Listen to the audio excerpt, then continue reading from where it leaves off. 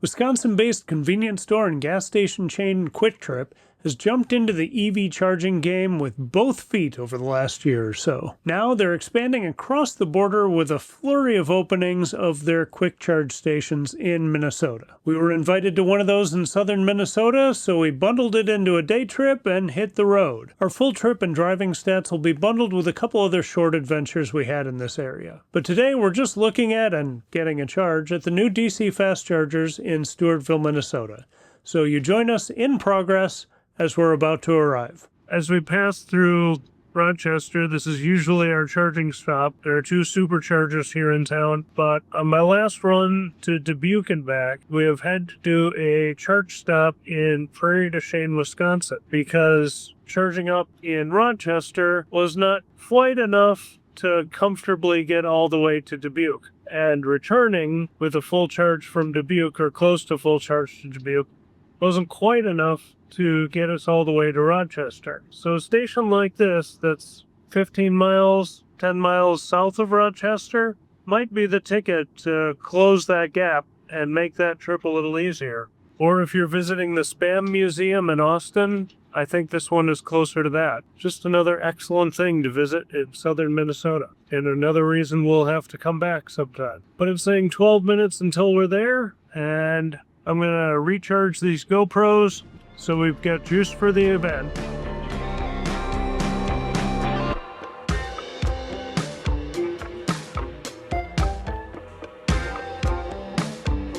A little south of the exit from Interstate 90, we arrived at the Kwik Trip around 3:30, 3:40, somewhere around there, just as things were getting set up. No ribbon cutting or anything, just a few owners showing off their vehicles and some helpful information to share with curious passers-by.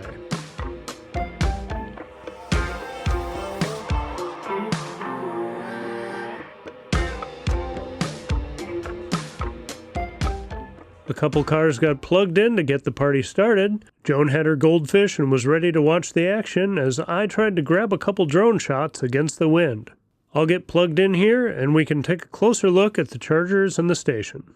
Nice that the station allows for pulling in or backing in depending on your vehicle and open stalls. Each pedestal has both NACS handle and CCS, but only supports use by one at a time. The directions are large, obvious, and easy to follow, so we plug in first. Then there are several ways to pay: RFID, mobile app, QR code, or credit card. As far as I know, the price is the same no matter which you use, so I went with the simple credit card, just like getting gas across the parking lot. Payment processed fairly quickly, and the handshake with the car took 28 seconds from acceptance to charging. Not amazing, but acceptable. Alright, you can tell we're at 17%, but can't tell how much longer it's going to take.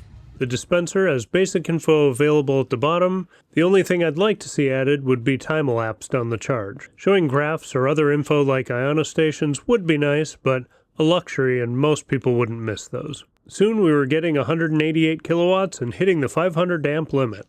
Everything looked normal on the car side of things, and I noticed how long and flexible the cables were. Time and winters will tell us the reliability story, but this seems like a good start. Garbage receptacles, windshield washer fluid, and squeegees are on each side.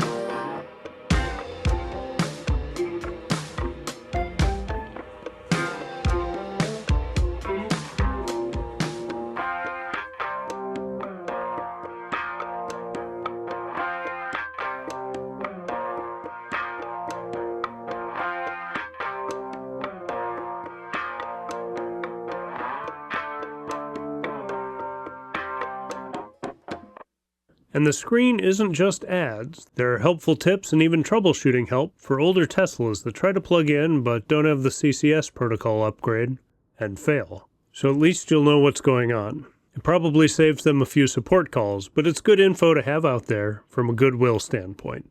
While the car's charging, let's check in with Jay and Lisa to learn a little more. We are here in Stewartville at the new Kwik Charge station, and I'm here with Jay from Wisconsin EV.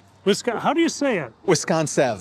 Okay. So in Wisconsin, if you don't know, the car has to get a little EV sticker that goes on the license plate. Oh, and okay. So I put it over the IN in Wisconsin, and I created by accident, but created the name Wisconsin by sticking it on the license plate in the technically wrong space. But that's where the name comes from. I don't expect everybody to remember that. That's why Wisconsin EV, you know, I'm willing to, if you want to watch, I'm willing to whatever you want, whatever you want to call it. So. Yeah, and definitely check out his channel. He's got a lot of fantastic content, and a lot of these different charger reviews and openings and things, a lot of them happen to be the Kwik Charges. Last year, Kwik Charge opened their first, well, it was actually December of 24, they opened their first NEVI sites. And they have one that's non-NEVI so far, and that's in West Salem. So being from Wisconsin, you know, is like a kind of a natural thing that I was like, oh, these are popping up all over the state, or, you know, the awards are popping up all over the state. And as they build out, I'm just like, well, the idea of my channel was originally to, you know, there's 180 DC fast chargers in Wisconsin, and I want to see them all. Well, now thanks to Kwik Charge, there's, you know, well over 200. We're still behind Minnesota, especially Illinois, but we're kind of building, and I like their chargers because you don't need an adapter. It's got CCS and NACS. Each one of their machines will have both cables, so it's kind of a nice way where you don't have to worry about, oh, what am I driving today? Did I forget my adapter? Did I not? The power is really good, 150 each because of NEVI guaranteed, and if you're there by yourself, you're going to be able to pull 400. If, you know, we had a Lucid here earlier that, you know, it was at 60%, so it wasn't pulling much, but I want to see that thing roll in at 3% and just hammer this charger. The capability is good. The variability of location is really good. They're usually at great spots like Kwik Trip where you got bathrooms. Almost all of the Kwik Charge locations are 24-hour sites.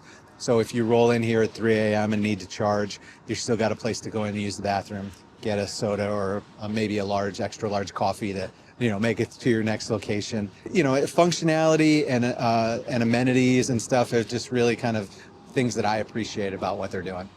Cool. And since you've been to so many of these, do you know kind of how they think about placing these, or, you know, why this site maybe rather than in Rochester like the superchargers are? I'm not sure exactly on that, but most of them are not in major cities. Like there's none in Milwaukee, there's none in Madison right now, and the one that will be in Madison, their funding is for, is kind of on the northeast side of Madison, so not downtown. So I'm not sure why. Eau Claire, there'll be one downtown.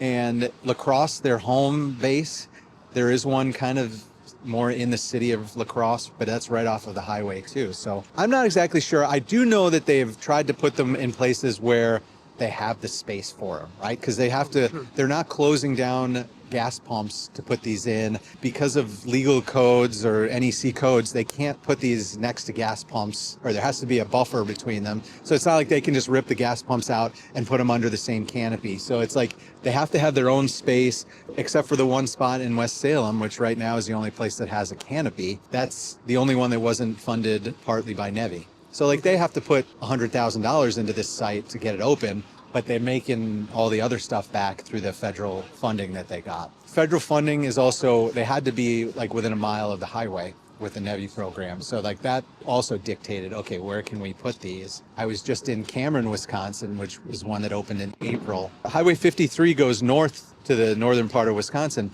but Highway 8 goes across. It's actually on Highway 8, but you probably would use it coming off of Highway 53, but it was like too far. So there's like weird NEVI rules that kind of dictated where they could put them as well. I think you were saying earlier, they fill a lot of gaps, you know, so if they aren't in the major cities, this fills a gap between Albert Lee and La Crosse. Yeah. I mean, the thing that I like about this site is the fact that it's right off of I-90 is amazing. There is a Electrify America charger at the same exit, so if you did have an option, but these guys are charging 45 cents per kilowatt hour, and Electrify America is 65 or so it's like a big difference. I'm not saying that's like that everywhere, it just happened to be here. Mm-hmm. But between La Crosse, which has the old V2, like 120 kilowatt. I don't drive a Tesla, so like whatever their like original slow chargers were, that's what you've got in La Crosse.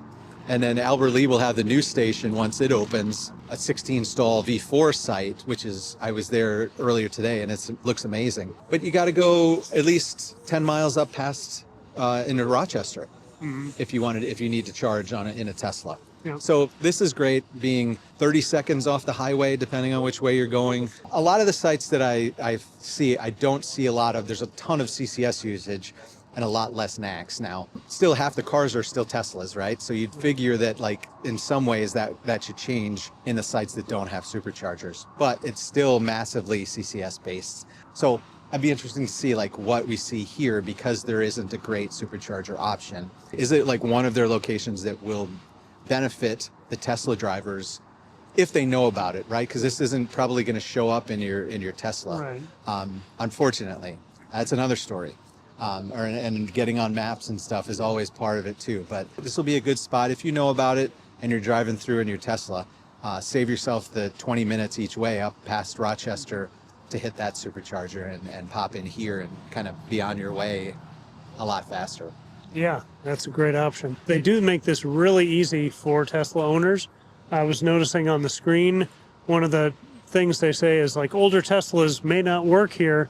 Do you have the software upgrade? And like, if you didn't know that, you wouldn't necessarily think to look that up. But if you showed up and couldn't charge, you might be mad at the station and they're giving you the heads up of like, hey, just check that first. Right. Ioniq has the same problem where older Teslas are just rolling up, hey, NACS cable, we're good. Yeah.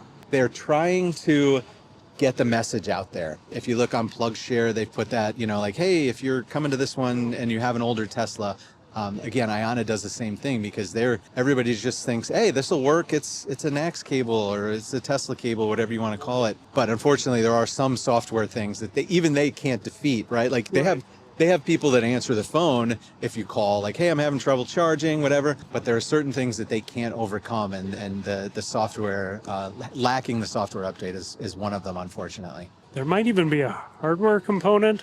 I think on the older ones, but I'll put something on screen about it. But I think my car made it right under the window where I didn't need to do the upgrade. Okay. But how would you know that? But you wouldn't know that. One, they're not probably sending you here in your car, right? It's going to direct you to whatever the closest supercharger is. But if you find this on your own, why won't this, there's nothing more frustrating than having a charge not work. Yeah. It doesn't matter what car you're in, what charger you're at.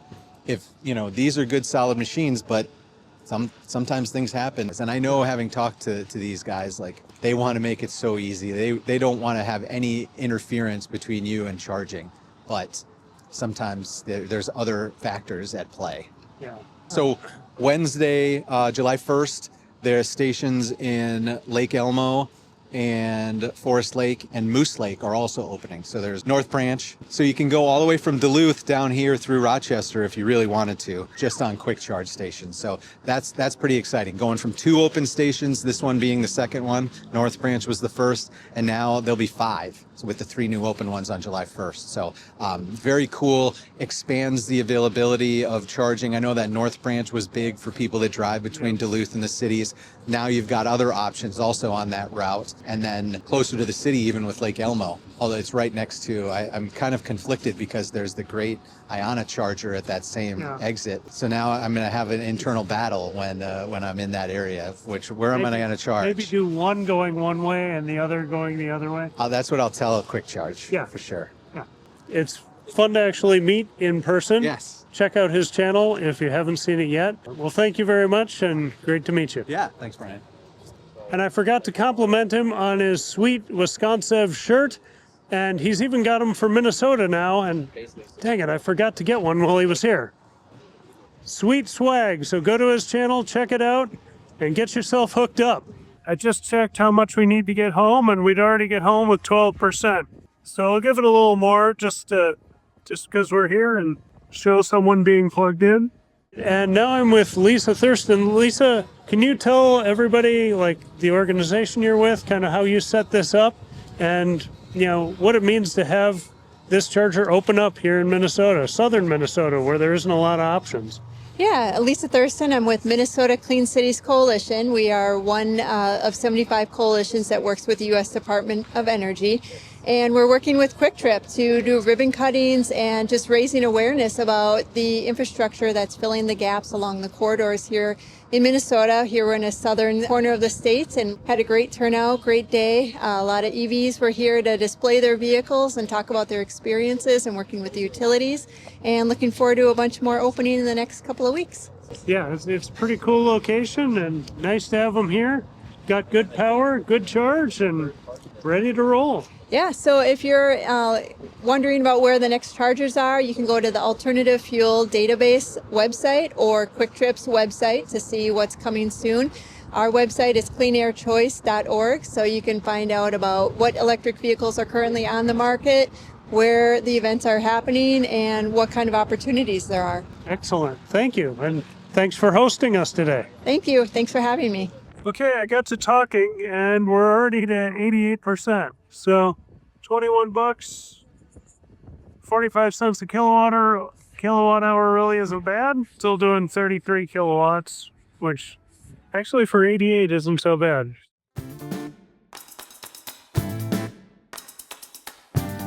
Somebody might be interested in that.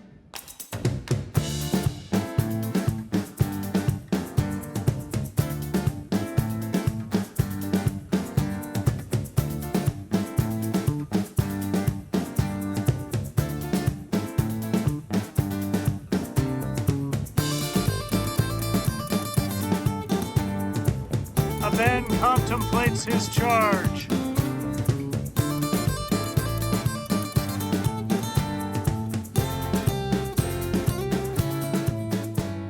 Well, we had a really nice time down at the Kwik Charge location in Stewartville. Nice that that's open. We got a good Kwik Charge, and that happened so fast that by the time I was paying attention again, we were at 88%. Something ridiculous. I can't remember what it was, but so it was cool to catch up with Lisa there, and nice to meet Jay in person. Nice of them both to come out and be interviewed, so that was cool. Things kind of turned cloudy and windy while we were at the charger, and continued clouds now, saying we're going to get home at about 8:21, so hopefully we'll be pulling into a beautiful sunset by the time we get there. And it's June 27th, so we're still in that stretch of long days of the summer, which is glorious. This is a really nice day. Julie was fantastic while we were at the event. She was playing and eating snacks. But we really didn't pack in the sightseeing that I was hoping for. So we're going to have to come back to this area again, see more of the sights, hit more of the state parks and things, and maybe charge up again in Stewartville. So we'll see. Jay was talking about a new version 4 supercharger that's opening up in Albert Lea soon. So maybe by the time we come back, that'll be open and we can check that out too. That upgraded Tesla station in Albert Lea has opened, and again you'll see more of that in the next video where I bundle a couple of these southern Minnesota day trips together. We'll also revisit Stewartville, try a new charge point location, and we venture back to pioneer times in the big woods. Look for that video with all the stats coming soon. Once more I want to say a huge thank you to Jay and Lisa for joining me today. All their links and information will be down below in the comments. As always, thanks for watching, have a great day, and happy charging.